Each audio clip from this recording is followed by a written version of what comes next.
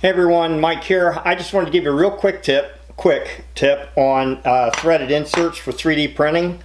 I know one of the problems with the real cheap ones that you get off of Amazon or AliExpress or something like that is they're flat on both sides.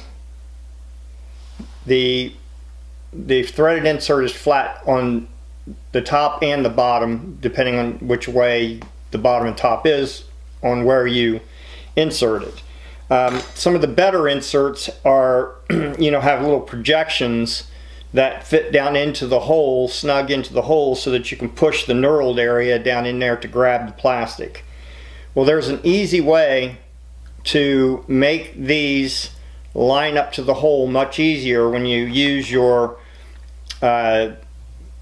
temperature controlled soldering iron, and with the correct attachment that you get for the size threaded insert that you'll be using.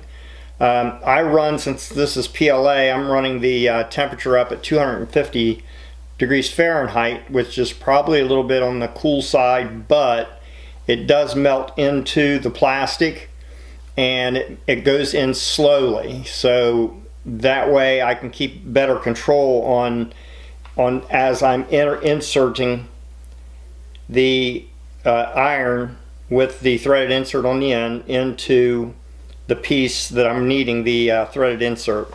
So real quick, what I'm going to do is show you. All you need to do is get a whatever size threaded insert you're using, cut off the end of a screw, the head of a screw, put a couple of nuts on it, lock them together, and just leave enough threads out on the end here so that you can take your threaded insert and run it right on top of the threaded insert.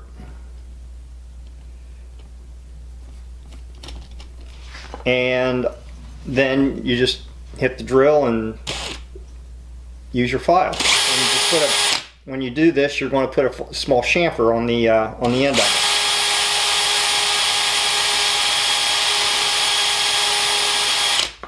That's all you need to do. Now, you don't want to put that, you want to make sure that the chamfer is not going to take all of your knurled area away. You need the knurled area on the bottom to make sure that your threaded insert doesn't do any rocking on you. If it rocks, then it's going to elongate the hole and it's not going to have a good grip.